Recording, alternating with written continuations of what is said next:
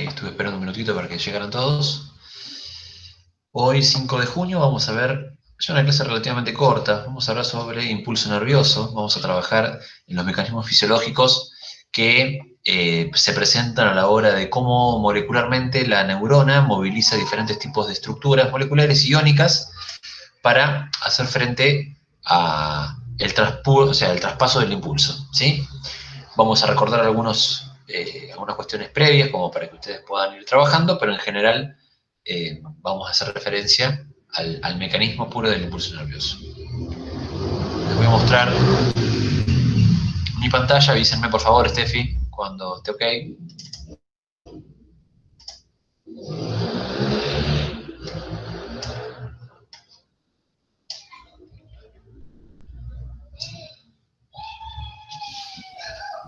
Ahí te vemos.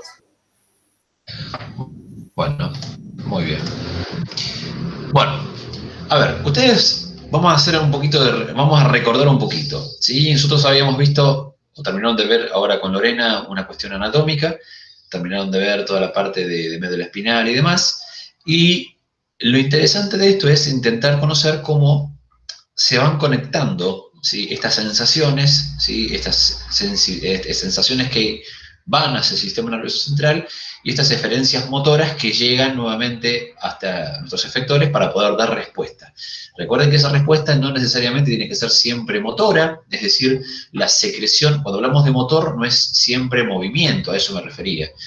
Es decir, esa cuestión de eferencia motora puede llegar a ser la secreción, ¿sí? De una glándula, endocrina o exócrina, puede ser el movimiento de un determinado músculo, liso, esquelético o cardíaco. Entonces, frente a esa cuestión, lo importante es entender qué es esto del impulso nervioso. Ustedes recuerden que toda neurona, o el axón de la neurona, particularmente, está ligado, ¿sí? A su entorno, porque como bien saben ustedes, el axón en realidad no es un flagelo, ¿sí? Si nosotros tenemos que hacer qué diferencia existe entre un axón nervioso y un flagelo, que el flagelo es único y en realidad es una proteína que sobresale del cuerpo celular. Sin embargo, el axón nervioso, voy a poner una diapositiva anterior para que ustedes puedan ver de lo que estoy hablando, el axón nervioso no es una prolongación, sino que en realidad, ¿sí? Es parte de la propia neurona que se continúa hasta el final. Es decir, nosotros vamos a encontrar dentro del axón tanto material celular como en el soma, ¿sí? Es decir, aquí hay citoplasma, hay líquidos, hay solutos, que están justamente rodeados de una membrana plasmática que en esta particularidad del axón está a su vez revestido de mielina. Esa mielina, recordemos, es la sustancia grasa que le permite una especie de cobertura, recubrimiento y protección y aislamiento frente a lo que sucede ahí adentro, frente justamente a la conducción.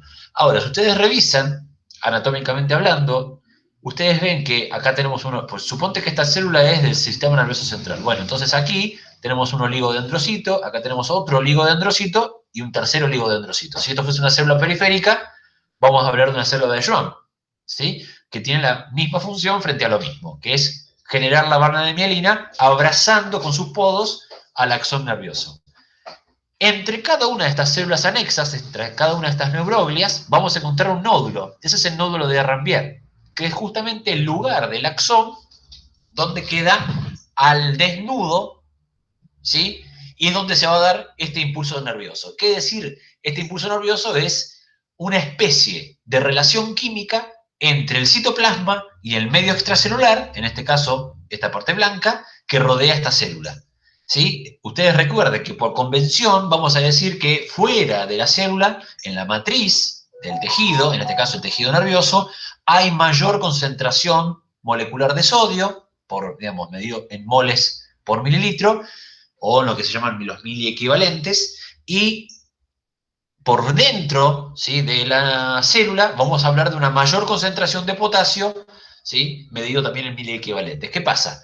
Cuando vamos a ver el mecanismo del impulso nervioso, vamos a hablar de positivos y negativos. Bueno, ojo con esto, porque aquí lo que vamos a hablar es de diferencia de potencialidades, y de ahí surgen los signos. Porque si yo entro y saco positivos, es como que nunca me dan las cuentas. Bueno, cuando hablamos de transferencia de iones, siempre vamos a estar hablando de transferencia de iones positivos en tanto sodio y potasio, hacia adentro y hacia afuera de la célula. Entonces, con estas prerrogativas y con estos supuestos, puedo arrancar a hablar de impulso nervioso. Primero voy a hacer un análisis anatómico-fisiológico y después voy a hacer un análisis matemático para que entiendan de lo que estamos hablando.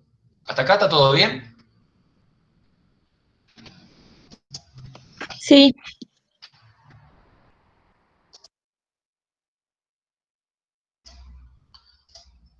Bien. Entonces, un impulso nervioso se va a dar siempre entre células excitables. Esto es importante que lo tengan claro. ¿Por qué? Porque el impulso nervioso puede ir entre una célula neuronal y otra neurona, ¿sí? Es decir, una sinapsis que se dé entre dos neuronas. Entonces vamos a hablar de que es un impulso que llega a otra neurona. Podemos decir que hay una sinapsis entre una neurona y un músculo, y ahí tenemos una membrana o una placa motora, ¿sí? Donde la célula envía un impulso al músculo para que éste se excite, se contraiga, por ejemplo, o bien puede haber un impulso nervioso que llegue a una glándula determinada y que genere determinada actividad glandular. Entonces, este impulso nervioso va a estar siempre ligado, generado por una célula excitable que llega a un lugar específico. ¿Bien? Y lo importante es esto, entender la diferencia de concentraciones de estos dos moléculas, de estos dos iones, disculpen, que son el sodio por fuera y el potasio por dentro. ¿No hay sodio adentro? Sí que hay, pero hay más afuera. Lo mismo con el potasio. ¿No hay potasio afuera? Sí, pero hay más adentro. En proporción. Si tenemos que comparar, si tuviésemos en las mismas cantidades, hay más potasio adentro y hay más sodio afuera. Entonces, vamos a decir que esta membrana plasmática del axón nervioso, ¿sí? Acá justamente, fíjense, estamos viendo una neurona grande y solamente me quedo con este recuadro y lo hago grande, ¿sí? Lo que estoy viendo acá justamente es la membrana plasmática superior, ¿sí? De esta parte del axón nervioso. Si yo estuviese alumbrando aquí abajo, aquí vería otra membrana plasmática más. Por lo tanto, esto de aquí, violeta, es citoplasma. Y lo de amarillito de acá afuera es medio extracelular. ¿Estamos de acuerdo con eso? Decimos entonces que esta membrana plasmática está levemente, digamos, cargada más positivamente hablando adentro y por lo tanto más negativamente hablando afuera. Y vamos a decir que la membrana está polarizada, es decir, existen polos, tanto el polo de adentro como el polo de afuera. Y vamos a decir que afuera está polarizada por una cuestión más bien negativa y en cuanto a las concentraciones vamos a decir que es más negativa adentro. Entonces, cuando existe, ¿sí?, esta diferencia de cargas entre un lado y otro, decimos que la membrana está polarizada. ¿Sí? El polo norte y el polo sur, el polo positivo y el polo negativo, justamente de manera contraria y contrapuesta. Vamos a decir otra cosa más. Ustedes están acostumbrados a hablar de en sus casas tener un voltaje, ¿sí? Decimos una potencia. ¿Sí? Nuestro sistema energético, el sistema energético argentino se mide en una potencia de 220 voltios, por ejemplo. Todos nuestros artefactos eléctricos funcionan a 220 voltios. Bueno, bárbaro, fantástico, todo bien. Pero nuestras células se manejan también en voltios, sí, pero en la milésima parte, es decir, en milivoltios. El voltaje habla de la potencia que tiene de poder llevar una determinada carga. Entonces, vamos a empezar con esto, ¿sí? ¿Qué va a suceder? Yo voy a hablar primero de lo que pasa química y fisiológicamente y después vamos a hacer análisis matemático valiéndonos de este ejercicio. Cuando, vayan anotando esto que voy diciendo, cuando un potencial llega, es decir, cuando un impulso nervioso llega a través de una neurona, es decir, acá suponte llega el telendrón, ¿sí?, de otra neurona y aquí hace contacto con esta neurona que está aquí, aquí se liberan, ¿sí?, que ustedes ya saben que es una sinapsis, se libera neurotransmisores al medio sináptico o al espacio sináptico. Esos neurotransmisores impactan en los receptores de estas dendritas y comienza una cascada de reacciones que se prolonga a través del axón. Bueno, fantástico, llegamos a este punto, porque aquí teníamos una vaina de mielina que estaba aislando esta parte del axón nervioso. Cuando entramos acá, que aquí hay un punto desnudo del axón, va a empezar a suceder el impulso nervioso o, digamos, la translocación del impulso nervioso, el traspaso del impulso nervioso. Para que eso se logre, ha llegado un impulso nervioso de una célula preexistente, ¿sí? O presináptica, y cuando llega ese impulso nervioso, la membrana plasmática de esta neurona se empieza a excitar, es decir, empieza a ver, a contagiarse de ese impulso y hace que los primeros canales del sodio se abran. ¿Qué quiere decir eso? Quiere decir que cuando llega el impulso nervioso, lo primero que va a suceder es que una de las proteínas canal que estaba presente en la membrana plasmática de este axón abra sus puertas. Un canal que es pasivo. En realidad aquí vamos a estar hablando de un transporte facilitado, porque este transporte facilitado no gasta energía, es un transporte pasivo, va a favor de un gradiente de concentración, porque ¿qué pasa? Yo estoy diciendo que hay más sodio afuera que adentro. Por lo tanto, por un gradiente de concentración, va a hacer que el sodio ingrese. Ingresa algo de sodio. Yo les dije recién que la membrana estaba polarizada, y estaba polarizada en un valor determinado. Por convención se dice que todas las células polarizan a menos 70 milivoltios. ¿Sí?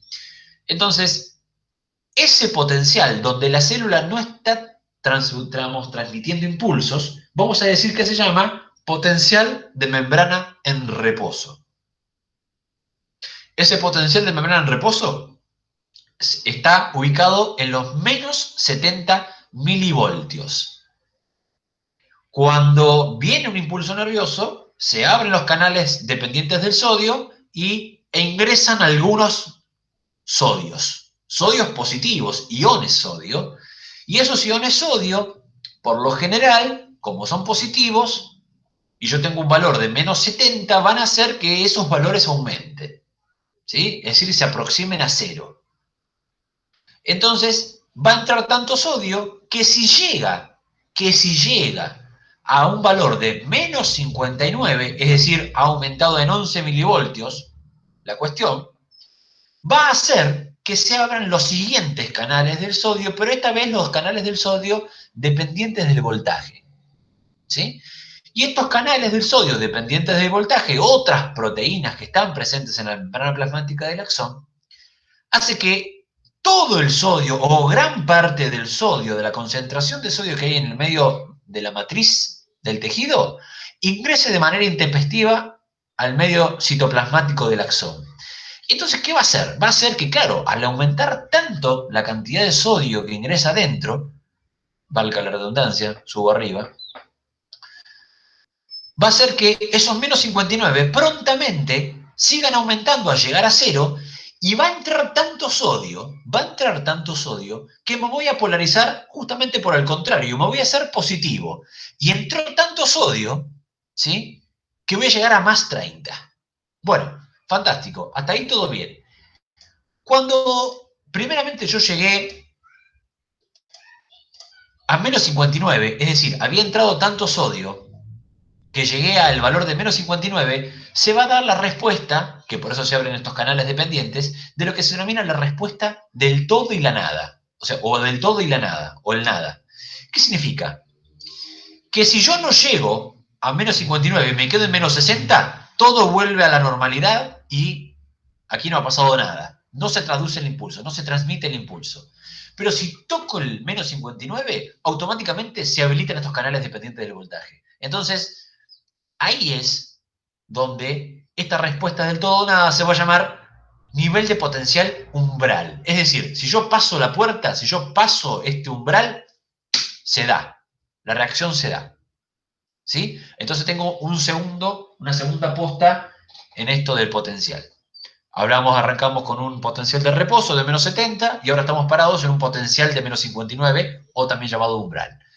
Yo les dije, bueno, fantástico, ha aumentado tanto la entrada del sodio por acción de la entrada o sea, por los canales del voltaje, que una vez que llego a más 30, se cierran automáticamente todos los canales dependientes del sodio y no puede entrar ni salir nadie. Queda por un momento en un estado de quiesencia la neurona y no recibe nada.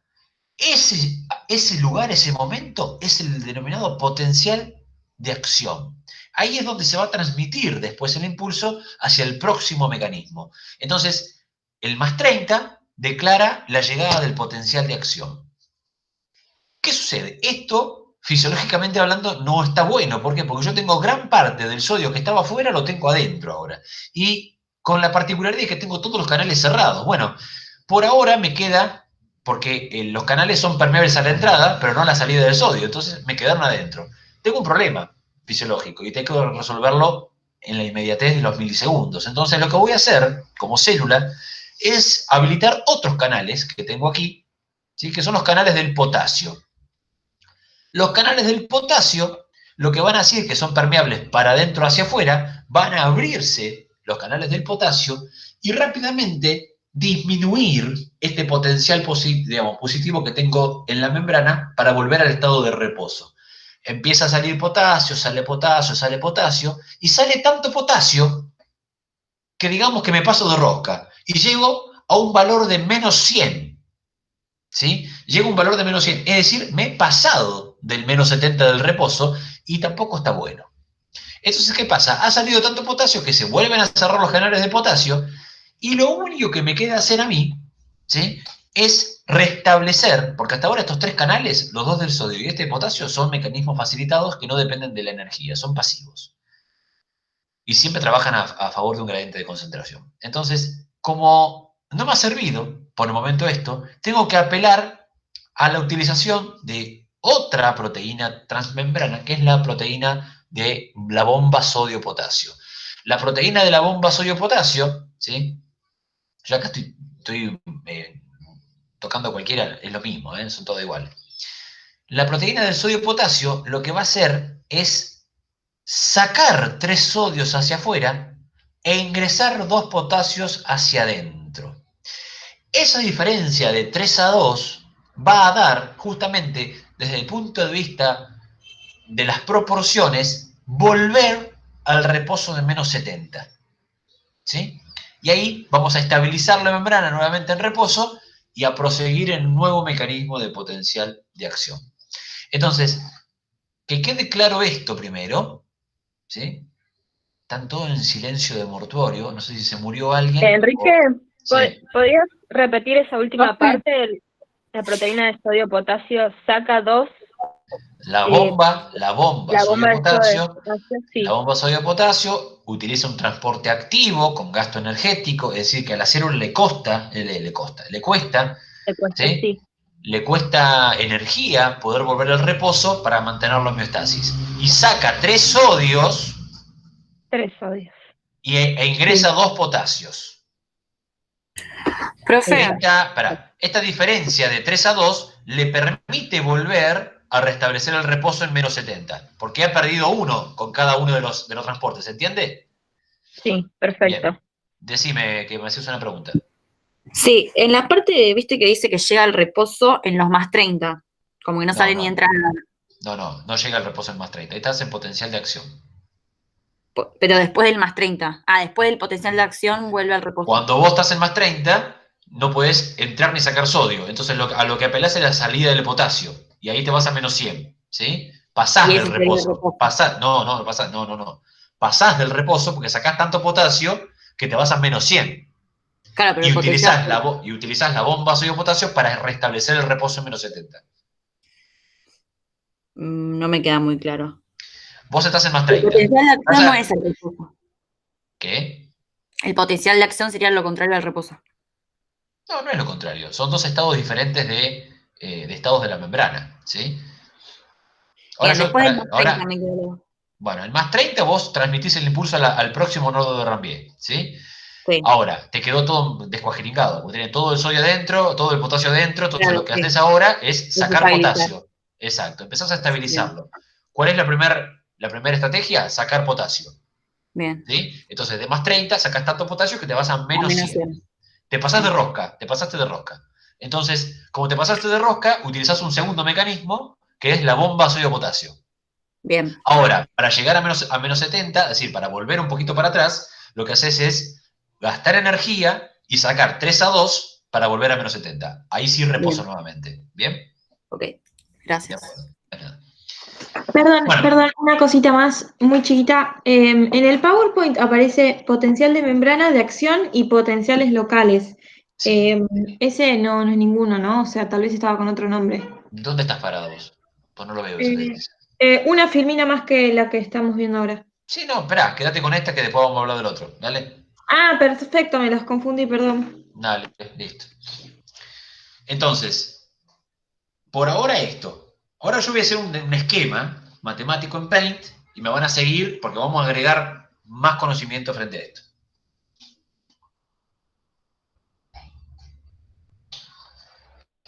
Bien, ¿me ven en el Paint acá? Sí. Sí. ¿Algo para decir, Steffi, vos de esto?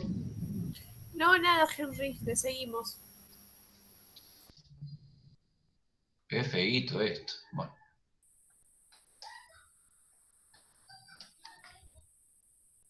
Mejor que en la pizarra te tienen que salir los dibujos, ¿eh? Ah, mira qué macanuda, mirá. Bueno. A ver. Terrible esto. Estoy sacando muchas capturas, quiero que lo sepas. Ah, mira qué macanuda. Están todos contentos hoy. Bueno. Se fumaron un payaso de vengo. A ver. Encima no responde. ¿A vos te parece? No te puedo creer. Bueno. A ver, dame un minutito. Andaba todo muy bien para que pase esto. Ahí está. Bueno, a ver, 12 milivoltios. Muy bien. Ahí está. Milivoltios. Estos son milivoltios y acá tenemos el factor tiempo. Bien. Vamos a decir, vamos a pautar diferentes momentos, vamos a poner menos 100, vamos a poner menos 70, vamos a poner menos 59 y vamos a poner más 30. Naturalmente esto no está a escala, les pido disculpas, pero, viste, prefiero la pizarra, te aviso. Más 30,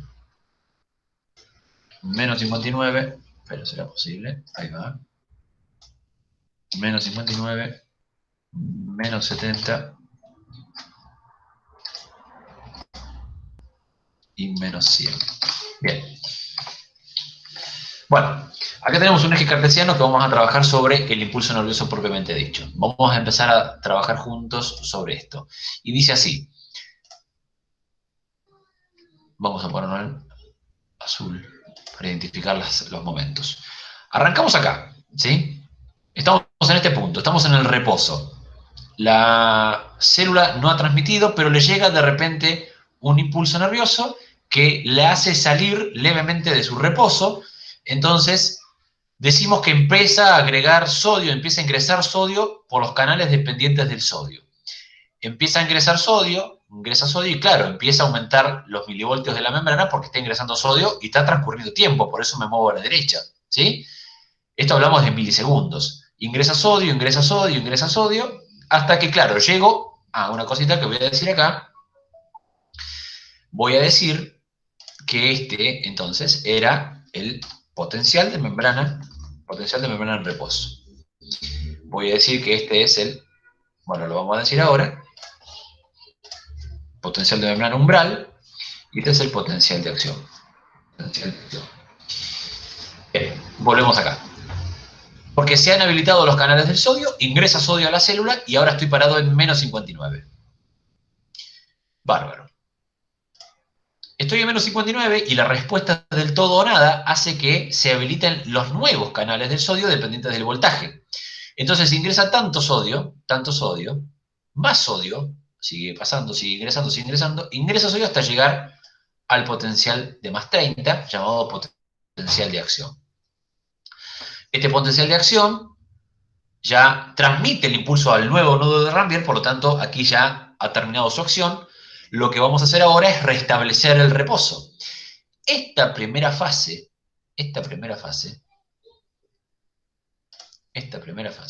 vamos a ponerle un nombrecito acá. Qué feíto me quedaste. No es lo que lo quería hacer. No me gustaste fuera. Bien, ahí está. Esto se llama el periodo, la despolarización.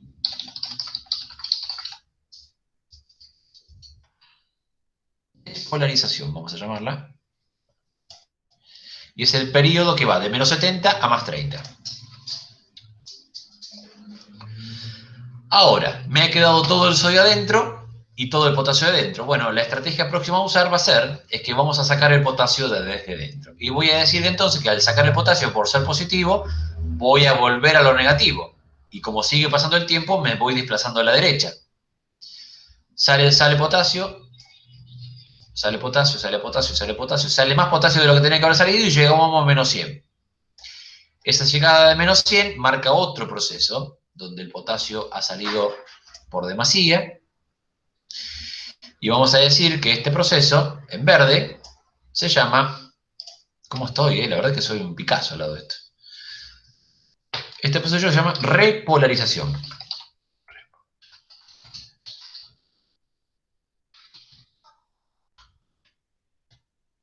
Repolarización.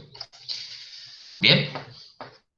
Ha salido tanto potasio que llegamos a este valor de menos 100, que es esta fracción, que vamos a cambiar de color. Mirá, vamos a ponerlo en azul, vamos a ponerlo en violeta.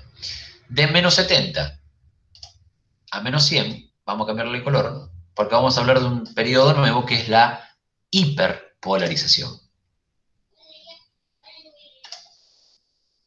¿Como la hiperinflación? Bueno, más o menos igual.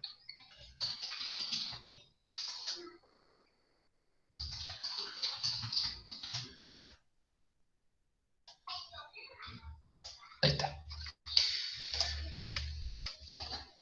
Cuando llegamos a menos 100, a este potencial de menos 100, esto no está nada bien, porque el más 3 no estaba bien, bueno, el menos 100 tampoco, tenemos que llegar a menos 70, entonces ¿qué vamos a hacer? Hasta aquí me ha gastado energía, bueno, entonces voy a poner en juego un mecanismo que me va a permitir a mí volver al reposo, y voy a habilitar la bomba sodio-potasio, sacando 3 sodios e ingresando 2 potasios, y de esa manera, ¿sí?, vuelvo al reposo.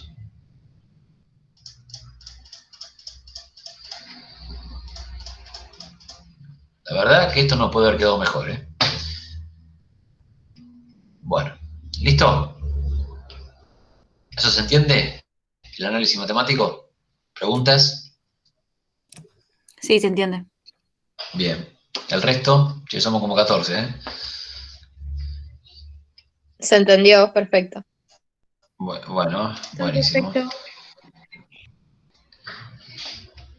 Soy un docente que necesita adulaciones. Entonces, sí, Enrique, lo entendimos bárbaro, qué bien que explicás. Sos un dios, gracias, buenísimo. ¿Se entiende, no? Bueno, listo. Vamos a seguir. No me demoro con lo que digo porque si no, no tiene sentido esto. A ver. Bueno, vamos a seguir con esto. Estupendo. Vamos a responder la pregunta, ¿sí? Acá hay 2 periodos, ¿sí?, donde digamos, un potencial local es cuando sucede lo siguiente. Cuando va a dar, como, digamos, como resultado, la posibilidad de generar pips y peps. ¿Qué son estos pips y peps? Son momentos en donde las neuronas no resisten ya digamos, a diferentes estímulos y generan lo que se llaman potenciales refractarios, ¿sí? Esto es cuando la neurona ha sido sobreexcitada, por ejemplo. Cuando el nivel de excitación de una neurona o el nivel de estimulación de una neurona es mayor al que puede sobrellevar, queda como refractaria, es decir, refracta cualquier tipo de estímulo y no puede ya conducir más nada. Es como que queda seca, ¿sí? Se queda paralizada por un tiempo. Esto es un potencial, ¿sí? Un potencial local. Bien. Me gustaría ver esto con ustedes ahora, que es importante para entender qué es esta estructura que ven ahí, porque ¿ya vieron sinapsis con Lore?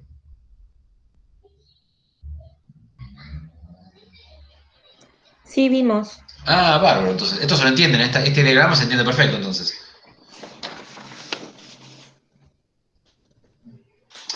A ver, vos decime si se habla algo en el chat, bueno, veo yo. este diagrama lo entiende todo el mundo. Por ejemplo, si yo le pregunto qué es esto... No sé si lo vimos ese esquema. Por lo menos se entiende, no importa, pero la estructura de la sinapsis se entiende. Es decir, ahí lo que tengo es una neurona presináptica y una neurona posináptica, ¿sí? Es decir, acá tengo una neurona presináptica que está descargando neurotransmisores a una neurona posináptica. Es decir, esta es la dendrita de la siguiente neurona. ¿Eso se entiende?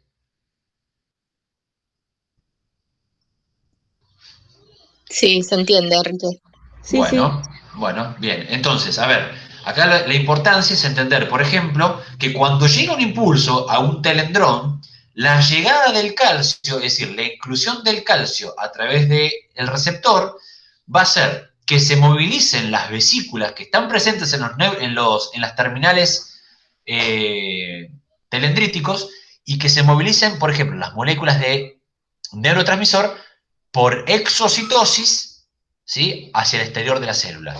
Este es el espacio, ¿sí?, sináptico que va a hacer que cada molécula de neurotransmisor impacte en los receptores de las dendritas siguientes o de la neurona posináptica, ¿sí? Esto es fundamental. Y esto solamente se da en las sinapsis que son de tipo química, porque en las sinapsis que son de tipo eléctrica, no tenemos esta posibilidad. ¿Por qué? Porque los citoplasmas en realidad están vinculados por la alta adhesión de sus membranas plasmáticas, como es en el caso de la retina, que transducen impulsos eléctricos visuales, y, por ejemplo, en las células cardíacas, que sucede exactamente lo mismo a través de uniones gap.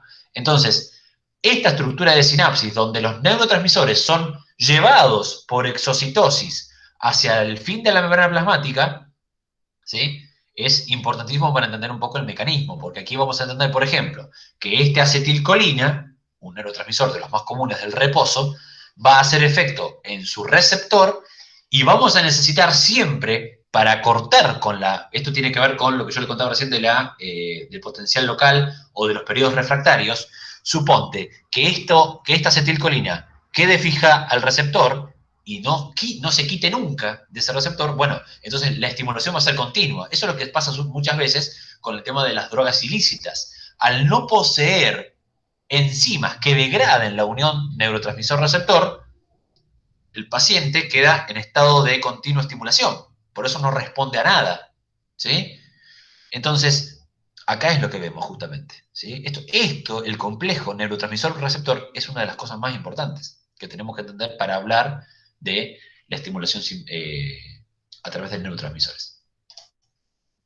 Acá estamos viendo exactamente lo mismo, ¿ven? El telendrón que llega, que el calcio ingresa cuando llega la estimulación, se mete dentro del citoplasma y moviliza las vesículas que contienen los neurotransmisores hacia el fondo, ¿sí?, hasta el final, que por exocitosis se vincula, se pega por ser el mismo tipo de membrana y libera los neurotransmisores. Y esos neurotransmisores viajan al espacio sináptico o hendidura sináptica para hacer foco en los nuevos receptores, ¿sí? Y aquí comienza nuevamente la secuencia, ¿sí? ¿Ven? Ahí tenemos una sinapsis química, eléctrica, que hay uniones de hendidura, justamente uniones gap entre los dos citoplasmas. Entonces aquí no hay necesidad de neurotransmisores. Por eso la diferencia con la química, porque hay moléculas que están interviniendo en la comunicación. Bien. Por mi parte, nada más, quedo abierto a preguntas.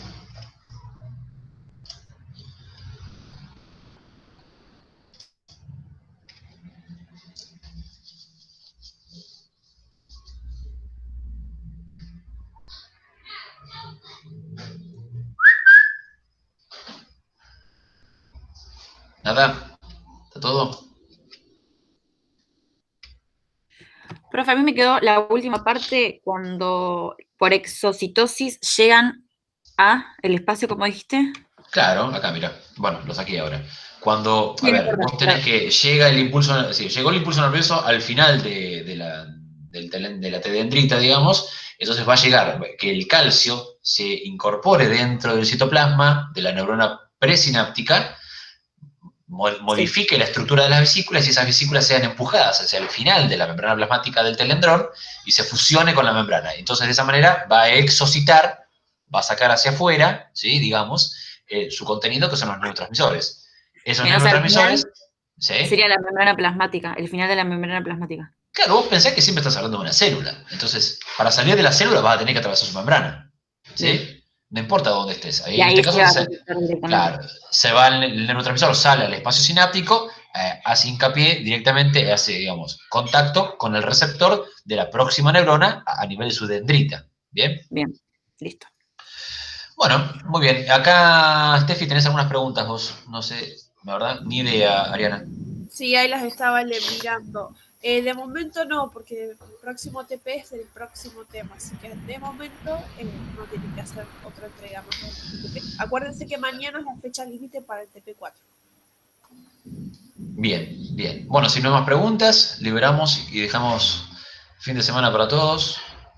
Felicidades. Estudien para el parcial de química. Acuérdense que, aprovecho, química no hay, ¿sí? Simplemente lunes y martes, de acuerdo a la comisión en la que se encuentran.